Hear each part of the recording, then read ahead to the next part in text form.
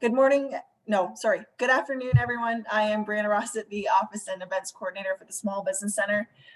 Today we have Teresa Gannon here from Simple Desk, and she is, I don't know if you're a part of her newsletter. They talk about email marketing. She does a fabulous job for Simple Desk, and she's here to help us give us some tips and kind of help navigate through that process of creating the perfect email strategy for your marketing, your perfect marketing email strategy. And then I'll just take it over to Teresa.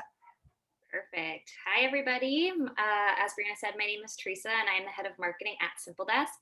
I've been in marketing for going on 6 years now, and a lot of it was similar to the role that I have now, where it's a small business and I have to wear a lot of hats. So a lot of my expertise has been primarily some schooling, but a lot of fly by the seat of your pants and figuring things out and reading. And I've done a lot of testing and see what works and what doesn't. So a lot of my webinars, if you've attended them before, are just based off of best practices and things that I absolutely don't want you to do, so that you don't ruin things like your email sending reputation. So I am going to pull up my presentation and I will screen share with everybody.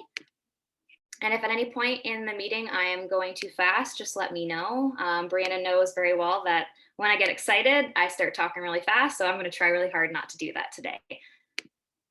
Let me just move everybody out of the way.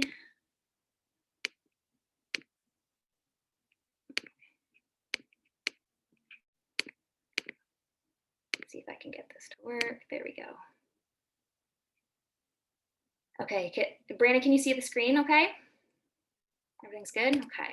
So today we're going to be covering a few important things. So number one, why email marketing is valuable. And I will be going over the pros and cons. So sometimes with webinars, I don't want people to think that when I'm talking about things that it's always like an A+. Like sometimes you'll find email marketing might not be a good strategy for you, or there are things to consider. So I will review those as we're going through the slides. I'm going to go very briefly over email marketing platforms. All the ones that I'm going to be recommending are ones that I've used and I find that are user-friendly.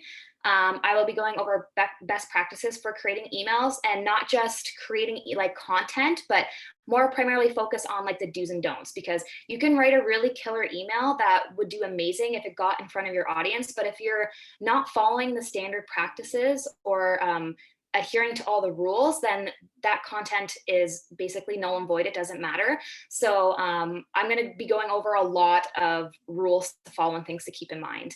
I will go over like 3 tools that I usually use for email marketing. I'll keep it really simple and easy. And again, I only recommend things that I find are user friendly. And then I'm going to give a brief look at automation. So I will mention automations throughout the presentation, but if you could hold your questions preferably until the end when I'm able to cover it, that would be great, because I have a slide that really gets into the nitty gritty of what automations in your email marketing is. So let's take a quick look a little bit in terms of statistics. So why you would maybe want to consider adding email marketing as part of your strategy.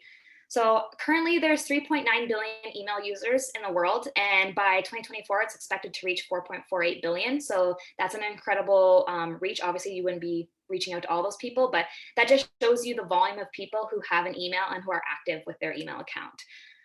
Email is actually considered in the top 3 distribution channels for B2B and B2C. So if you're watching this and you're kind of wondering if this is for B2B too, it absolutely applies. A lot of the standard practices and rules are they cover everybody if you're B2B or B2C. So it's the same thing no matter what. It does have higher click-through rates than social media. So a lot of you might have noticed that your reach and your engagement has been impacted with the algorithms that are on Facebook and Instagram. And it's just one of those things that email can kind of help supplement that reach when you're doing all the right things and maybe you're still not just getting the reach that you want. So email is just another way to reach people, and it has shown to be more effective in terms of getting people engaged.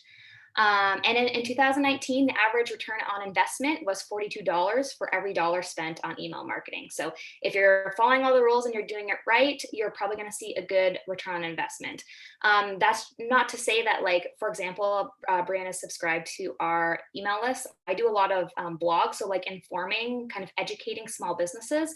And that in itself, while that doesn't have a dollar value, for us, it has like a personal value because we're able to create that connection with our followers. They see us as a source of information. And to me, that has more of an impact than a dollar value sometimes, because then I know if somebody has a question, they're like, oh, Teresa from Simple Desk knows this, and I can reach out to her and she can answer my questions. So not all forms of email marketing will be like a sale or something, but it all has a purpose in kind of creating that relationship with the people who follow you.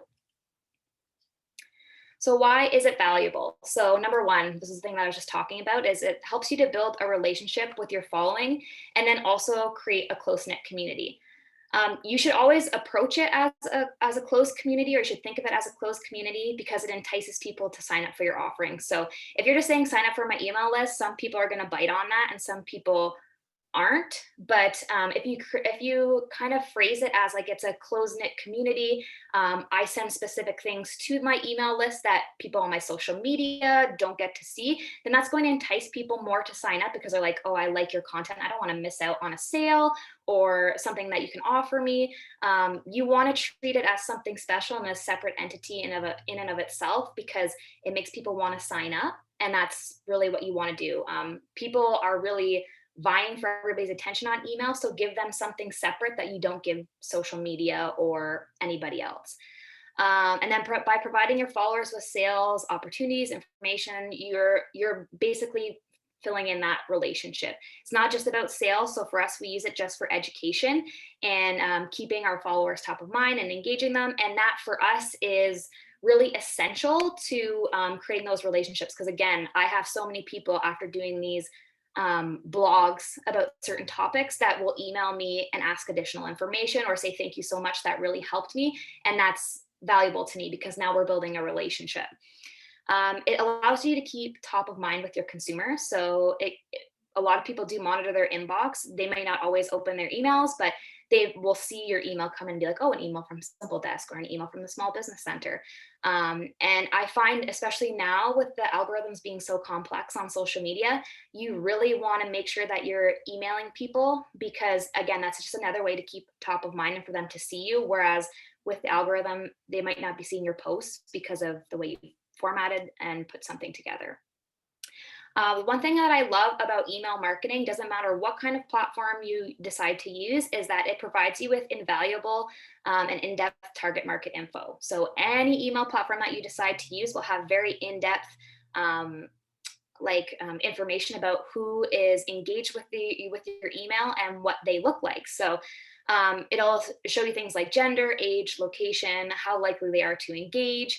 And this really helps you refine your messaging across all your marketing platforms. So say, for instance, you think that your ideal target market is 25 to 35, all females in a specific location. Your email marketing actually might suggest otherwise. So then you can take a step back and say, you know what, I'm not targeting the right people, or I need to refine my message.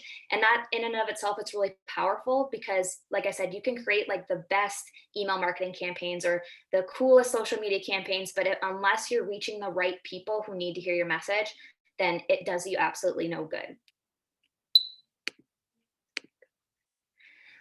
What I use email marketing for with a lot of my clients is I streamline their processes. So again, this is part of automations, and I will get further into it. It can be a little bit complex, but it's essentially where you kind of map out what somebody's journey is going to be based off of, like, say they sign up for something, and then you just kind of streamline the processes. Like, I want to reach out to them 3 days after they sign up, etc. I will get into that in a little bit. And then it's like an additional touch point for consumers. So you might have heard the rule or the saying that the amount of touch points you should have when you're doing marketing is 7 to 8. So that may be one time on Instagram and then one time on Facebook and then another touch point through email. It's just another way to reach your target audience with a particular campaign that you're trying to get out there, and just keeps you top of mind. So somebody might have seen your social media posts and didn't engage, but then they got the email and they're like, oh, I can click through and shop or sign up for a service. So those are just things that help really drive home that messaging. The more touch points you have, the better received that message is. So that's what we also use email marketing for, is to just kind of further our marketing efforts. The other thing that's really great about email is that there are clear call to actions, which equals a higher return on investment. So sometimes you might see people on social media write these really long captions and then they don't say what to do after. Like they might not say, go to the link in my bio or click the shopping cart here on our Instagram shop. They don't necessarily always have that call to action, and it kind of gets lost sometimes in the messaging. So with email marketing, it's always very clear. It's like claim your discount or read this blog or click here. It's very transparent and people don't really get confused. And then when you've done your strategy correctly, you do see a higher open and click-through rate, which again is like usually a lot of the times it's like a higher ROI for you, depending on what it is you're trying to achieve with that email. You can actually segment your contacts using lists and tags for a more targeted campaign. So this might be a little bit confusing. So most people just think, when I have somebody sign up for my email list, they just go to the same list and I email that person.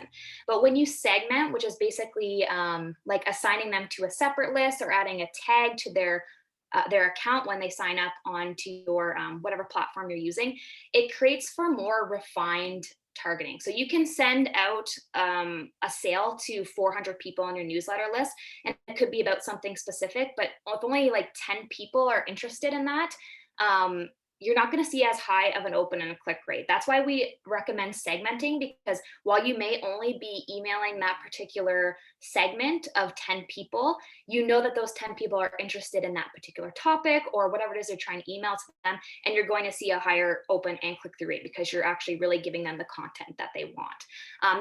This plays a huge part in automations, and I will get into that in later slides.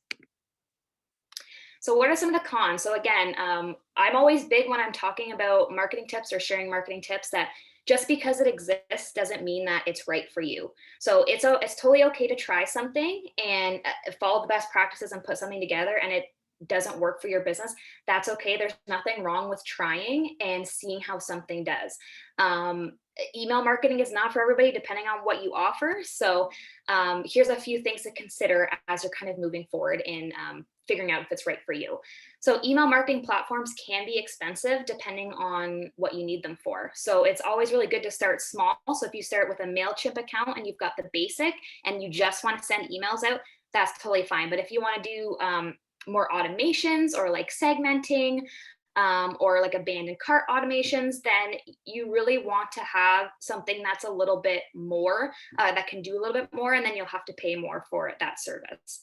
Right now, we are seeing more competition than before because, of course, with COVID, in-store shopping has been extremely limited, if not impossible. So most people to combat not having in-store sales have really turned to email marketing. So you might not have had the same amount of competition that you do now that you would have had 3 years ago if you explored email marketing, which is why some of the tips and tricks I'm going to share with you later on in the webinar are essential to follow, because you will really get lost in the crowd if you're just sending out basic campaigns and not really thinking everything through. And it's just going to be a waste of your time. You really have to put yourself front and center and give people something that gets them excited and engaged, because like I said, everybody's emailing now. You have to really set the tone and set yourself apart.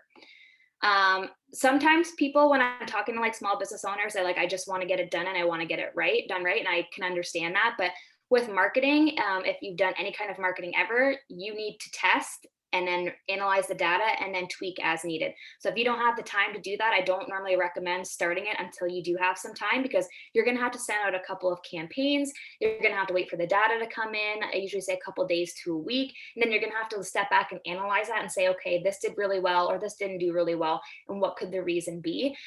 Sometimes people just don't have the time for that. And I can totally respect that, which is, again, why I say don't move forward until you have that time to really dedicate yourself to making sure something is is excellent when you're sending it out.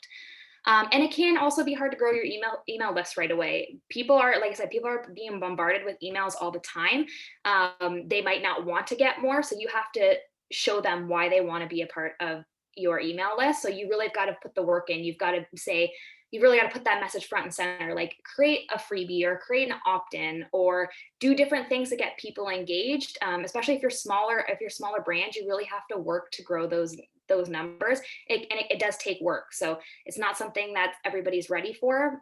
Again, if you have the time to dedicate to it, I definitely recommend doing that. If you don't have the time, just wait until the time is right for you. So let's go quickly over some email marketing platforms. So number one is Mailerlite. These two that I'm going to talk about right now are what I would consider the easiest platforms to use like ever. Like you don't have to have any experience. You can use these and you can create a pretty good campaign using these two platforms. So with Mailerlite, it integrates with third-party sites. It's just something that you want if you've got like a membership posted on a different platform. And when people sign up, you want to send them to your email. So you've got to think about what moving parts of your business you have and how you want all those things to talk to each other in order to get the right email marketing platform for you. With Mailerlite, there's flexible design. So there's pre-formatted templates. You can move things around, drag and drop, super simple to use. It's really good for small businesses. I know a lot of small businesses who use this, but it is limited on automation. So if you're somebody like me that likes to streamline processes, I don't want to think about, okay, today I've got to send an email and then 2 days from now I've got to send an email. I just want to set it up and be done with it. This is not something that would work for me, but it might work for you if you're just trying to send out newsletters or keep people up to date on a monthly basis, just basic email kind of stuff. MailChimp, I've never really been a fan of personally, but I know a lot of people use it. It's easy to understand reporting. So when you get the results back from your campaigns, it's super easy to understand. There's nothing there really that you have to question. There are some automations, but it's limited. If you go up in like a different up a tier in MailChimp, you can access more things. And it is more affordable than the other two platforms I'm going to be talking about in the next slide, but I've never really loved it personally, but I've worked with it for sure. A good thing that it has is a lot of pre-formatted templates. So if design is not your thing, you can just click whatever template you like and put in your pieces. I find that some of the pre-formatted templates can be difficult to edit, just because there'll be like a remaining block and you want to get rid of it and it won't go away. So there's little glitches like that, but there's always workarounds. Again, this is another one that's ideal for small businesses. And what's great about this one is you can segment your contacts. So you can add tags and then put them on a list. So again, I'll just give you guys like an example because it might help you understand the concept of segments if you're a little bit confused. So say you are like, say you own a gym. So that's your business as a gym and people have signed up because they want to get email notifications from you about the gym. But then say you have a class and that class is specific on yoga and you have people who are interested in yoga. So any promotions that you might have, you can assign a tag and say, so-and-so has come in for X amount of yoga classes. Now, when you have that sale, you can pick those people from that list and send them that particular sale on. If you're having a sale on yoga classes or if you're having a special night, you can send it directly to them because that's a more refined target that things that they're interested in, as opposed to sending it to 2,000 contacts and you only have people who are signed up to your list who like to receive information on lifting weights. So segmenting is just a great way to refine your list so that you can send out more targeted campaigns. Constant Contact is actually the one that I started using when I first got my start in email marketing. So with my training background, I didn't get any experience in email marketing. I just landed a job one day and they were like, here, you can do email marketing. And I was like, I have no idea what I'm doing, but I will figure it out. So I find with this one, it's really suitable for businesses that do a lot of sales and like coupon codes. It's really good for those kind of like short, sweet, to the point emails. The drag and drop editor is excellent. You can just literally put images in, drag them and drop them from your desktop. It's a breeze to use. They do have automations, not as advanced as the next one I'm going to be talking about, but I did have some issues with it. I was not a fan of Constant Contact. I found it was really buggy. So there's always a lot of issues, and then you're always filing support tickets, which again, if you're just trying to get your emails out there, you do not want to worry about those. And then ActiveCampaign is my favorite. So this is the one that I use, and I use this with most of my clients. There are pre-formatted templates, and it's easy to create your own. So you just create a template for like a newsletter or for a sale, and then you can just pull those easily and put new information in as you need. The automation on this platform are superb. Again, I'll get into it later, but I use this for most of my clients who do email marketing. Again, segmenting your contacts with lists and tags are easy. There's no manual part of it. You can just do it all automated. It really helps to streamline processes. I have one client who uses it and drips content on a monthly basis. So I basically don't have to do anything. I just have to tell ActiveCampaign on the Monday in August, I need this to be drip email to them. And then the next Monday in September, I need this to be drip to them, and it just runs and I don't have to do anything. And what's really great about ActiveCampaign, especially if you do anything related to like what I do, is it has the ability to integrate with your website, so you can actually track what people are doing. So if you send somebody an email and they click on the link and they're on your website, you can see for however long they're on your website, what other topics that they clicked on. So that just gives you more information about how people are interacting with your site, and it might present to you some like holes where you might need to fill in and fix your website. And that kind of information, especially from a marketing perspective, is invaluable. It's stuff that you don't necessarily know to look for, but it makes all the difference in how you approach things.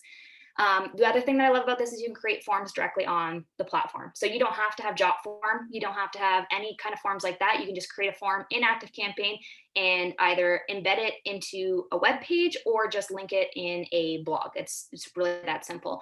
And then again, one thing that I want to say is please note that most, if not all of these platforms are based on your list size. So most of them are based off of if you have X amount of contacts, this is how much you're going to pay.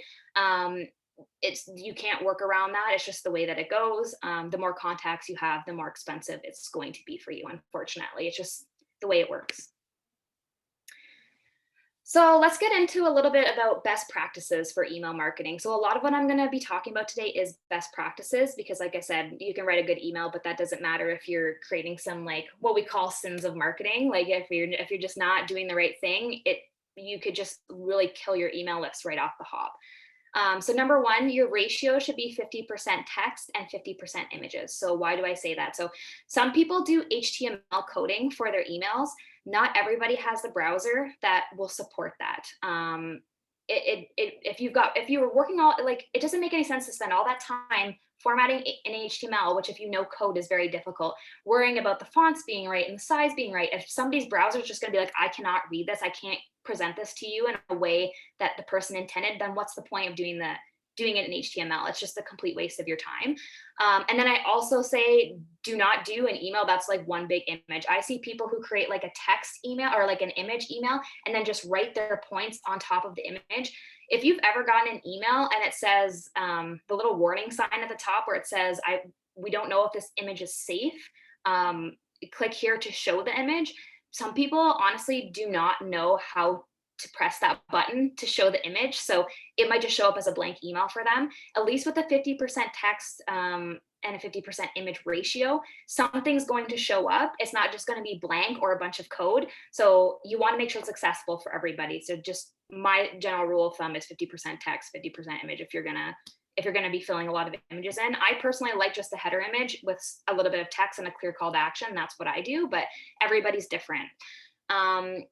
You should design a recognizable and branded template. So it should be different based off of what you're emailing. So if you've got a newsletter or if you've got a sales template, you should have those templates ready. So that way, when you're ready to create an email, you can just add the information in. You don't have to keep creating a template, and it should be recognizable. So anytime I'm opening my phone and I'm reading a Simple Desk email about a blog, I can see based off the template and what's in there, okay, this is the blog that she sends every Monday, and then I would have a read. So always make sure that you have those branded templates so that, again, your branding is, and your brand is obviously top of mind. You want that for sure.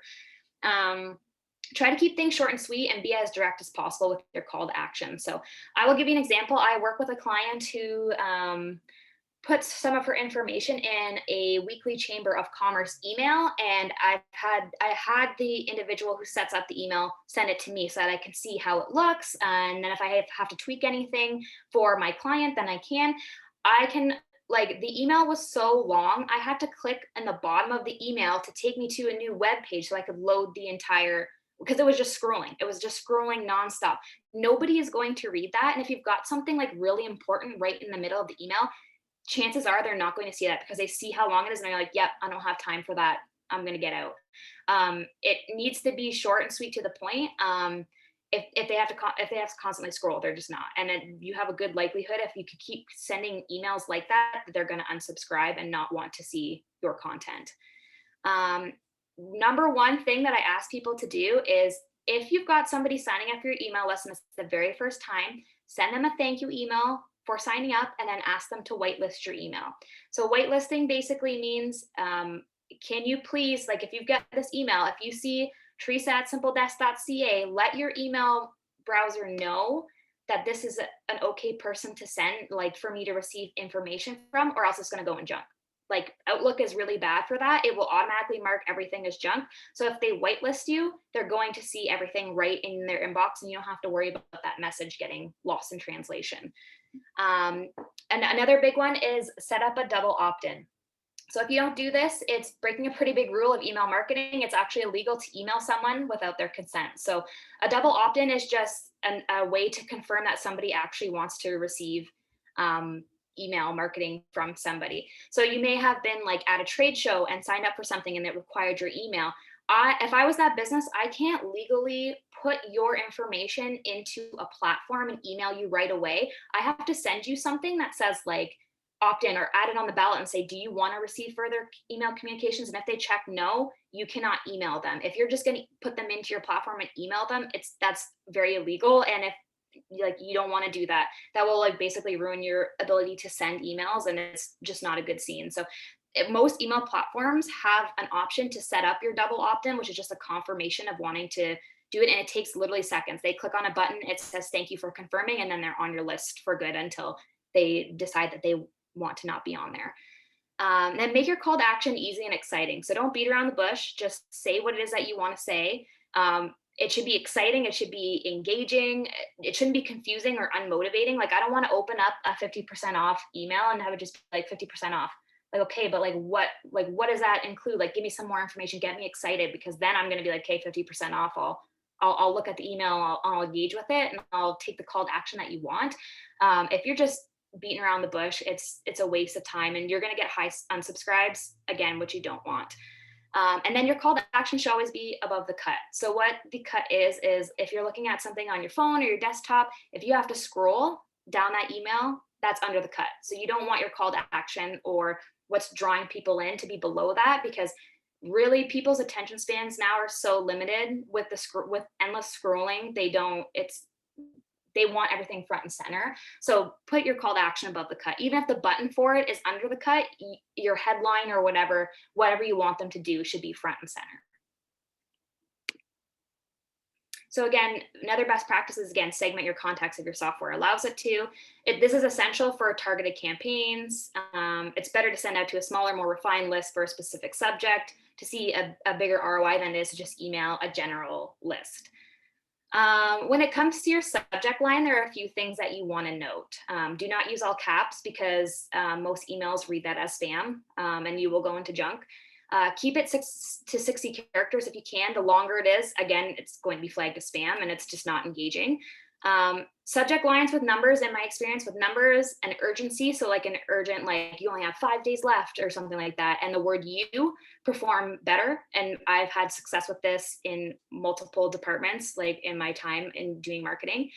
And then also don't forget to fill out your pre-header. So if you're ever looking at an email in your email list and it's come up, and you'll see the subject line and then whatever little information is underneath, if you don't fill out the pre-header, it'll just pull whatever content it can. So sometimes it'll be words and that'll be fine. But sometimes if you've got like code or an image there, it'll just add like a bunch of like scrambled up like characters, and then that looks like spam to somebody. So they're like, oh, I'm not, even if the subject line's engaging, I don't necessarily want to click on that because it doesn't look like the email is the way it's supposed to be. So just fill out your pre-header, even if it's just copying the first line of your email or copying something that's following up to your subject line. Do that because it's better to fill it out than leave it to chance.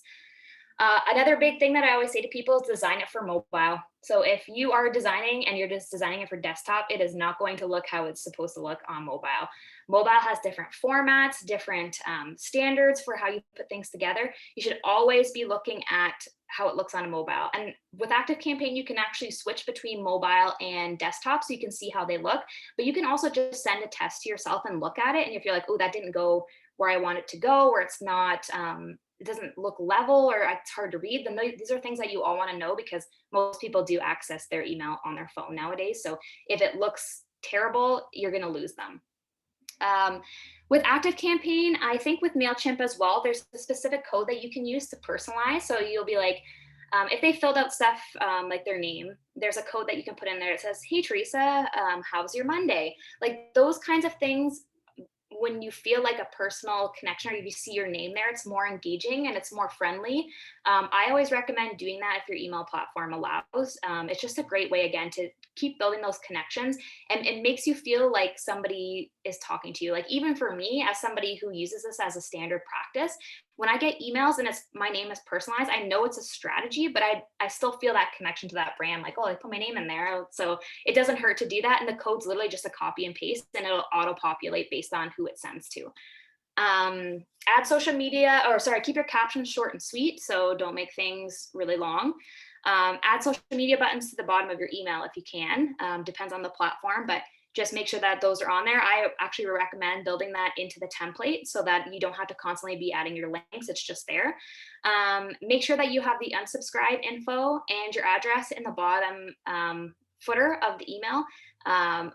Removing those two things are usually not encouraged. It's actually illegal, again, to send an email without an unsubscribe because people should have the right to choose whether or not they want to see your content or not. So you absolutely, at the bare minimum, have to have that unsubscribe option in your template. And I think MailChimp is one that doesn't let you take that out anyway. It says you have to have it or else you're breaking some pretty major rules. And then if possible, add the option for somebody to share your email to their social media. So some platforms allow this, some don't, but there's a little bit of word that you can put at the bottom where it says, if you like this, you can actually share the email to your Facebook or whatever. And doing that gets people engaged, and they'll get like a web browser view of the email, and then people can have a look at it and be like, oh, I want to sign up for this content. It's not something that people use a lot, but I have seen people who do share the emails. It usually helps get a few more people onto your list. So again, some more best practices. So keep your images in your email smaller and fitted to whatever size you set your template. Don't have like a huge hulking image in there. It really affects your emails. If you're using Google or like Gmail or whatever, it really affects the ability to load that image. It's a nightmare. So just keep them small and formatted into the template. One thing I really hate, it's just a pet peeve of mine from my years of working in email marketing, is people go crazy with the font sizes. They'll do like 10 different font sizes, and sometimes things are all in caps, or it's just confusing, and it seems like people are shouting at you. Just use 2 or 3 sizes. Like maybe your headline is going to be one certain size, then your body text is going to be like a size 14, and then when you're going back to that call to action, you might use the same size as the headline. You don't want to go crazy because it's just very not pleasing to the eye and it's hard to follow. I also say I see sometimes a lot of the time people will bold like massive amounts of their email. Just bold a couple of words that you want to draw people's attention to. The whole email isn't important. Like, what's the main part that you want to draw people's attention to, and bold that text. I cannot stress enough, do not spam your list. There's no reason why you need to email people every single day. They don't like it. The more spam complaints you get, the more likely you are to be flagged. And again, you won't be able to probably send any emails at all.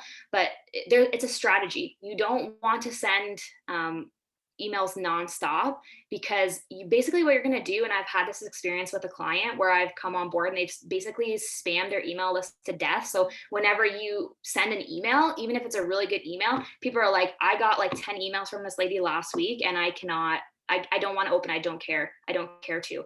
So you need to be very strategic about how often you're emailing, because there is such thing as too much and there is such thing as too little. So you really got to figure out a flow for you. I can't tell you today, like 5 emails is good. I can't do that. It's really up to your audience and how they like to receive information, but also what's going on in your business as well. That's something to factor in too. Then again, give your list something of value. So reward them for signing up by giving them like an exclusive offer, and it will create a need for others to join. So if you give them like 25% off for joining as a thank you, then not only are you going to see a sale because like, oh, I got 25% off, but people are going to refer that. They're going to say word of mouth, hey, I signed up for a Simple Desk email, I got 25%. And why wouldn't somebody else sign up if that's a similar service or products that they like? Why would they not sign up to get that discount? So even if they don't stay on your email list, you're still making a sale because they're probably going to use that 25% off. And then another big thing that I want to mention, so like if I'm talking today and I've mentioned an email platform and you're like, oh, I really want to switch from this to this, please note that if you're switching platforms and you have like a big list, like even 1,000, you're going to need to do what I call a slow integration. So that means adding your list bit by bit, so that your email servers have a chance to register that you've changed platforms. So when you send out an email with MailChimp, most like Gmail or Outlook will recognize any email sent by you from MailChimp. But if you're going to switch to ActiveCampaign, it needs a little bit to be like, okay, this isn't spam. This is something that they want to receive. And for you to build up your email reputation, if you just plop in 1,000 contacts and email right away, you're going to horribly wreck your email like reputation, which is what we call like basically what your score is when you're emailing people. It's going to affect things like the deliverability rate, how it shows up in somebody's box, whether it gets to them at all. Like it's a big mess. So if you're going to be switching after this webinar, just remember, if you've got a big list, take it slow, email them in chunks or add them in chunks so that you don't do any of these things, because it's a nightmare to try to kind of get your email reputation back, and it's not easy at all. Another best practice, so this might be a little confusing for some people, but there is such thing as A/B split testing, and some platforms offer this and some don't. So this is basically where maybe you're going to send the same email with a different subject line or to a different list. They'll go out at the same time, and then you'll get the results back, and then you can analyze, okay, this particular email with this subject line did better in the long run, so then I'm going to take that and send that to my large list. It's just a good way to test your campaigns in advance and see what works and what doesn't, because you might think that something works and you might be surprised that maybe you have a different subject line that works better. I can't stress enough how important it is to review your metrics frequently. So always keep track of how your emails are performing and what you can do to make them better. Again, the data will also show you how to make your messaging better, make sure that it's for the right target audience, and most importantly, that you're sending your emails out at the right time. So if you've created an email, it might not be good to just send it out once you finish the email. It's good to look at that data and say, oh, my people really like to receive emails Thursday at 6:30 p.m. and then schedule your email for then. That's where the data really comes into play, because again, with the competition, if you're sending it at 12 and 20 other businesses that they're signed up for are sending it at 12, your message is going to get lost. But if you know, oh, my people are available at 6:30, I'm going to schedule mine at 6:30. So you have more of a likelihood of reaching them, rather than just sending the campaign whenever you feel it should go out. Next, map out your email sequence. So what happens next after your email goes out? So if you've got a sale email and it's 25% off, what happens after that? If only like 5 people use it, do you want to follow up with another email to that list? Do you want to just reward people who have used the 25% off? Like, you've got to be really strategic. It's like, it's never usually a one and done kind of thing. It's a specific like sequence or like a way to map out their journey. One of my other tips too is remove dead email. So when I say this to clients, sometimes they get really freaked out because they're like, oh, I don't want to lose so-and-so off of my list. But that's not what I mean by removing them. So what I mean is, you'll see every time that you email somebody, that there's the same person on your list who doesn't even bother to open your emails, doesn't open, doesn't do anything, doesn't acknowledge that you even exist. And those are people that you don't want on your list because it does impact your open and click rates. I recommend usually on a bi-monthly basis, just look, either you or somebody on your team, just looking at the list. And if somebody hasn't opened your email in 2 months, they're probably not going to start opening their emails now. So what I do is I usually remove those people from my general list and assign them a tag or put them on a separate list. And then I come up with a re-engagement strategy. So you might say, hey, haven't heard from you in a while. Maybe you want, here's 15% off or something to try to get them engaged, to get them back on the list. And if only 2 people come on, then you know you can reach those people. But you don't want people sitting on your list that don't do anything. It's a complete waste of time. A big thing too that I can say is test your emails prior to sending them out. So if you just think it looks good and send it out and you don't look at it, you're going to 9 times out of 10, there's going to be some kind of fault.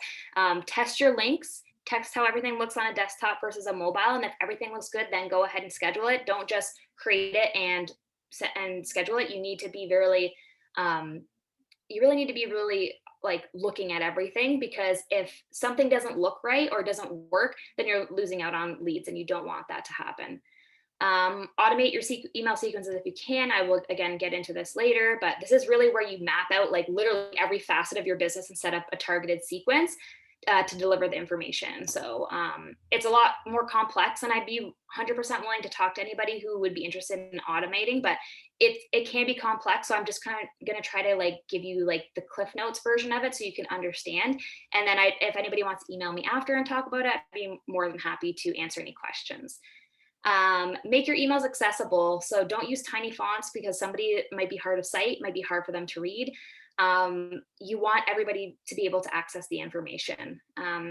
If you're offering somebody something to try and get their email address, you have to give them the option to say yes or no to receiving further information. So if you've got a form on your list and it's like for a freebie and somebody wants to sign up and get that, if you just put your name and email and yes, I want to receive information, you can't do that. You have to have the option for them to get that freebie, but then also say yes or no to receiving email communications. You can't force their hand to sign up.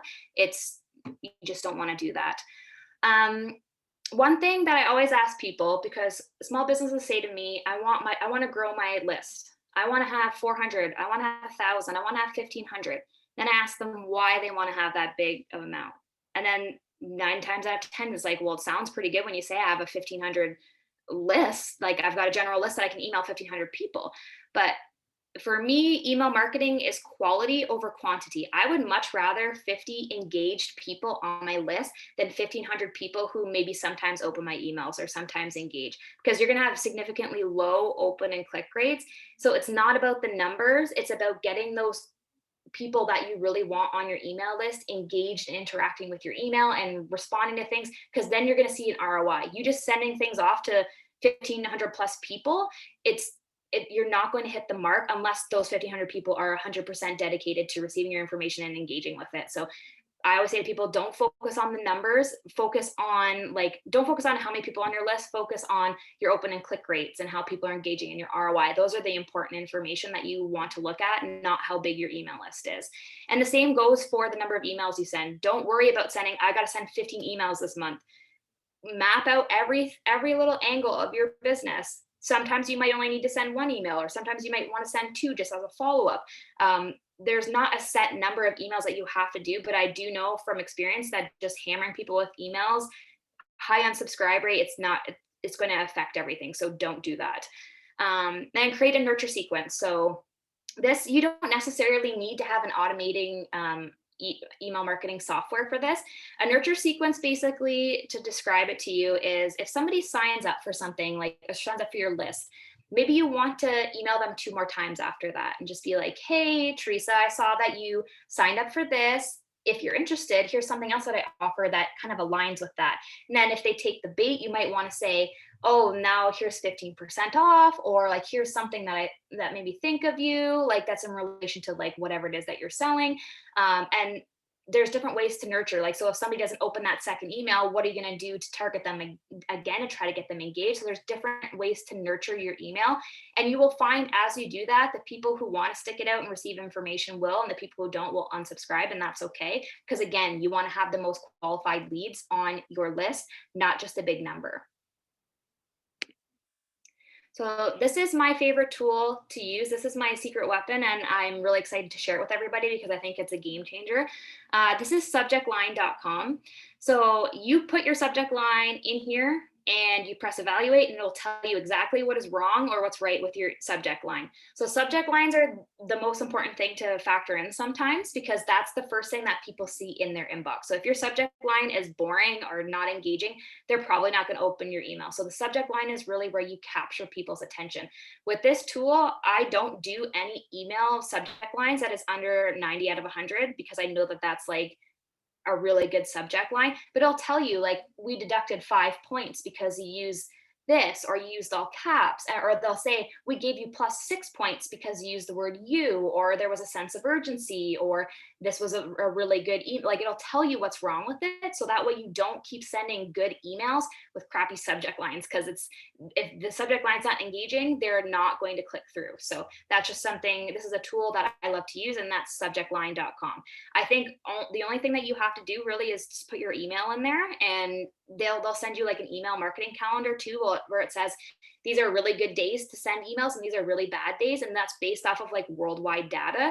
So if you're just like, oh, I don't know if this is a good day to send, sign up for a subject line and get that calendar, because I'll tell you like, you probably shouldn't email on this day. And it's been a really good resource for me, especially when I first started out. So this is ActiveCampaign. This is what I use, and you can see it's a really more in-depth look at email marketing. So what I love about this is it'll tell me all my automations. It'll tell me how many contacts I have. Usually there's a little box down here that'll tell me what my revenue generation is from my campaigns. Here you'll see all the recent activities. So any subscribes, unsubscribes, any click-throughs, any sales, you'll see them all come up here. What I love about this is just how all-encompassing the platform is. So I know it's probably going to be out of somebody's budget for now, but if you're really doing a really good job in email marketing and you're getting a really good ROI, it's worth it to switch to something like this, because like I said, you can have as many lists as you want. You can embed your forms directly in there. There's tracking on your website. You can literally go into somebody's contact information and see what kind of stuff they're looking at in regards to your website, and then be like, okay, you know what, I'm seeing that this person's interested in this. Maybe I'll add a tag. It's just fun stuff like that that's really engaging.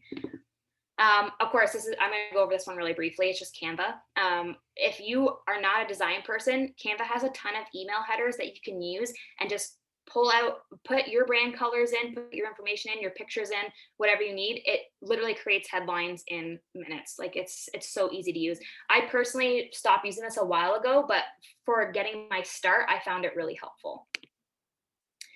So let's talk a little bit about marketing strategy for content and how to grow your list. So I'm going to talk about ways that you may have not thought of to grow your list and get more emails on there. So the first one would be trade shows or events. So say you're doing a giveaway, or you're doing a trade show and an event, and you might have a giveaway. I've done this a lot in my time when I was a property manager in Kingston. We would do stuff at Queen's University, and we'd have like a little box set up and be like, you could win a pair of Beats if you put your name in. So people put their name and their email address, and they'd check whether or not they wanted to receive emails, would go in the ballot box. And then after the event, everybody who said that they would like to receive email communications, I'd put them on the list. So that's a good way to grow your list. Number one, easiest way to do is create a lead magnet and get people to download. I have so many clients who do this. It might be like a mini ebook. It might be a template. It might be a calendar, whatever is of value to your target audience. You embed it onto your website, usually on the first page. They fill out their information. They select that they want to receive email communications from you, and it goes right onto your list. So, I mean, how much easier could you ask for something like that? Create awareness on social media. Maybe put the link in your Instagram bio one day, or add it into a post. Give something away for free that requires an email address, and then upsell something else. So I know people do this a lot. They'll be like, here's a free class, and then people will put their information, because they'll do it all online. They'll put their information in to get to get like emails, and then you can email and say, here's something in relation to what you liked, because usually you'll have things that work with each other, and you can invite them to join the email list that way. There's lots of things that you could do.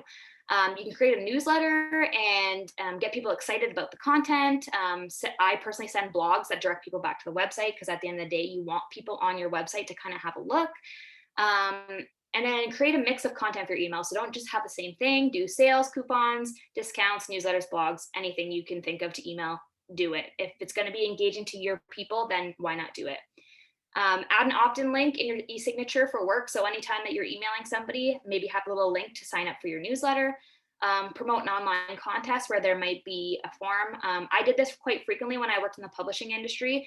Our database at that point was 500,000 contacts. So we would actually, on top of selling in our magazines, we would also sell emails. So if somebody was like, I want to reach 500,000 people about my particular product, then we would create the email for them and send it out to our database. I would do this a lot for a contest. So people would pay a specific amount of money for a contest. I would create the form and like the graphics, and then email the database and say, hey, there's this contest, and who doesn't like free stuff? So they would sign up. And at that point, there would be a checkbox to say, whatever company who's running this contest, if you want to receive information from them, just check yes or no.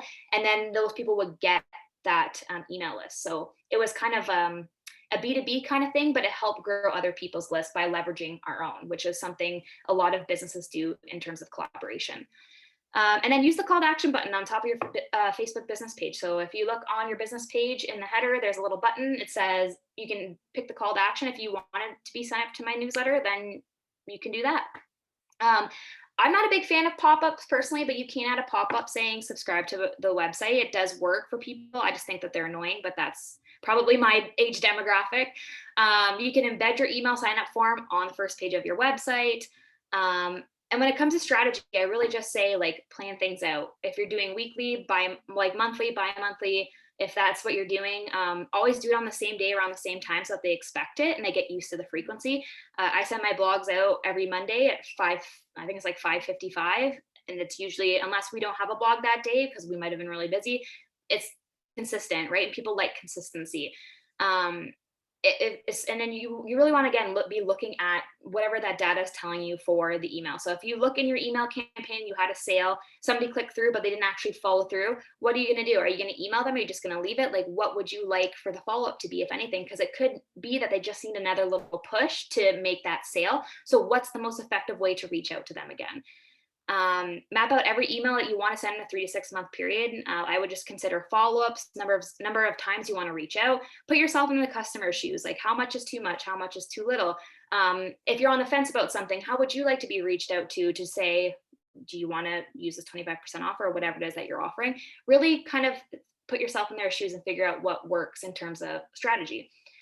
And then again, strategy is different for everybody. So with these webinars, I don't have all the answers. I just have like, here's best practices, like do's and don'ts. So I might, for somebody like me, once a week might be a good strategy, but it might not be a good strategy for you. So you need to do a few tests to figure out what works best for your business and what works best for you and what you're able to do. Like if you're a one-person show, you're not going to want to be sitting there doing emails 3 times a week. What is going to work best for your business to see a good ROI? But what's at the end of the day going to make you happy? Because there's nothing worse than having an overwhelming amount of content and just being stressed. Like, I didn't write this email, or I haven't sent this email out. So just figure out a flow that works for you. So what I've used email marketing for. So this is kind of, again, strategy, and I have experience in all of these, and I use all of these frequently. So newsletters, weekly, bi-weekly, monthly, bi-monthly, quarterly, I've done it all. Promos, discounts, and sales. Those are usually ones that work pretty good. Pushing products and services. So you might want to highlight a product one day or a service one day. Sending video replay. So I have a client that is a virtual membership. So for women in their midlife years, after every class, they get a video replay. And I just send it out to the list and I say, okay, so-and-so signed up for this week, and send out that replay for them. And that target audience loves it. They find it really helpful. Blogs is primarily what I do for Simple Desk. And then again, leveraging an email list to send out targeted emails on behalf of other paying customers. it's a good way to create revenue if you've got a bigger list. I did it frequently when I was in publishing because we had such a large list. We had multiple large lists, so it was a good way to have some kind of revenue generated, but also to get our clients in front of other potential people and kind of grow their list as well. I've used it for welcome emails, thank you emails. So anytime somebody signs up, whether it's a membership or just a general subscription, I've done that. Dripping content for membership summits and subscriptions. So this is a big part of what I do right now. I have 2 clients that are membership based. So they sell memberships, and then one client has once a month, they want a particular aspect of that membership dripped out by email. So I'll set up the automation to say, in 1 month's time, send these people who are part of this membership this email. And then I'll wait again for another month and say, okay, this person or this list gets this one because it's the next part of the course. I find it really helpful. It streamlines my processes and it makes me not miss anything. So I love that. With some email marketing platforms, there's abandoned cart automation. So if you're product based, if somebody's put something in their cart and started the checkout process and has put their email in, but doesn't follow through, you can actually set up an automation with an email reminder saying, hey, you got left something in your cart, come back and finish your purchase. And it really actually is quite effective. I've had people create sequences where it's like, the purchase and then, or they didn't follow up. So they did one follow up and then the person didn't complete that checkout again. So then they offered them an additional 15 or 10% or something to try to get them, because those are people that are really engaged. The ones that start committing, but then don't follow through. Those are more valuable than somebody who just opens it and doesn't click through at all. And then nurture sequences. So I've done drumming up excitement about retreats, new releases, just every so often emailing and keeping people's excitement going, especially if there's like a far off date for a launch. And then contests, again, contests are huge for email and they are really good for if you're doing B2B kind of stuff for growing your list. So let's look very briefly at automations, because this is like my forte and I cannot recommend it enough to people to do. So what are automations? So it's basically the process of streamlining all facets of your business to create an easier workflow for both you, for your business and your clients. So this is really helpful, again, if you've got an online membership or a course and you want to drip content out at a specific time. And again, drip just means slowly rolling out emails or content over a period of time. So why do you want to automate? What's so good about it?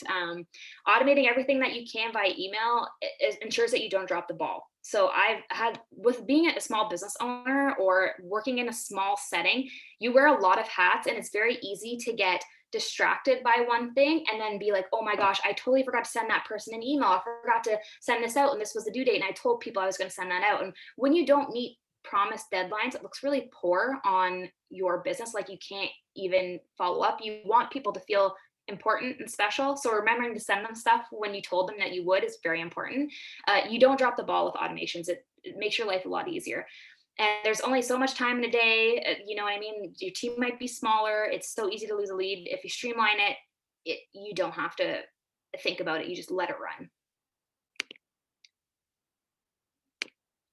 So I will show you, this is a sample of an automation that I did for a client. So my client most recently ran a summit to grow her email list, where she found 25 speakers in their midlife years who wanted to watch interviews from other women in the industry who had something valuable to share with them. So in an automation, a trigger is basically what starts an email sequence. So if somebody signs up for an email and they're added to a list, or have tags added, or if they purchase something, that's usually the trigger that starts the automation.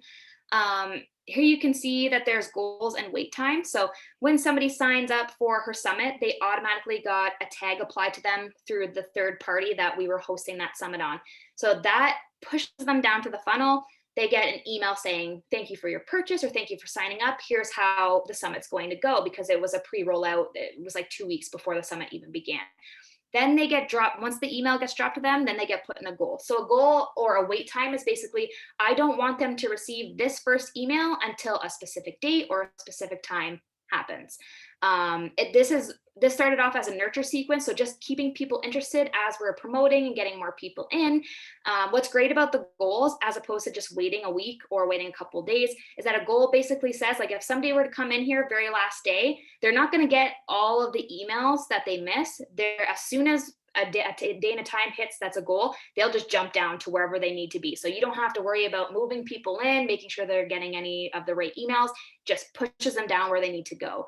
After this nurture sequence, it was a couple of emails, and then it was daily emails for the summit. And I just set it all up. I didn't have to worry about anything. I think once or twice we might have had a glitch with the other landing page, but this is a great way to streamline things. I didn't have to worry about anything because it was all dripped out and off my plate. So tips for, sorry, go ahead, Brianna. There is one question here. I don't know if this person's able to stay to the very end since it is 2:30 now. Yeah, I'm wrapping up pretty quick. Ask Teresa where the call to action button is on the Facebook page, so I can add signing up for my email list as a call to action. Yeah, so I have a lead magnet and an ebook created from Canva format that Teresa shared in the past. Yeah. And she says, yes, she's going to stay. Okay, perfect. I've got like 2 more slides, I think. But yeah, in your, if you go onto your business page, you'll see your cover photo. And I think it's like the bottom right-hand corner. There's a little rectangle where it says, if you haven't already set it up already, it'll be like add a call to action. It'll have something there, and you just click that button. You can click from a drop-down menu, like, oh, I want to put my call button. So when people see that, they can just click and call you, or I want to do like an email, or I want them to sign up for my newsletter. There's a whole bunch of call to actions that you can use. It doesn't need to be the email, but if that's what you're trying to grow, then I recommend putting it there because it's like right at the top. Okay, so quickly recapping. Don't worry about quantity. You only want to have the most engaged people on your list. Don't email people without consent. It's illegal to do that. And always create a double opt-in to confirm they want to hear from you. Sometimes people will sign up to get a free thing and they don't actually want to hear from you. So make sure you create the double opt-in to ensure that they want your emails. Be strategic but not annoying. Don't bombard them. It's not a good scene for you. Don't use all caps or have really long subject lines. Don't use all HTML or all images. Make sure that everything is branded. Segment your contacts using lists and tags if you can. It's not something that everybody can do, so don't worry if you can't. Keep everything short and sweet. Personalize your emails. Again, design for mobile and test it. Please test it. Don't just send it out without testing it because you will probably find some faults. Automate your processes if your platforms allow it, and then do a bi-monthly email list, cleaning, and re-engagement strategy. So any questions? I know that was probably a lot of information.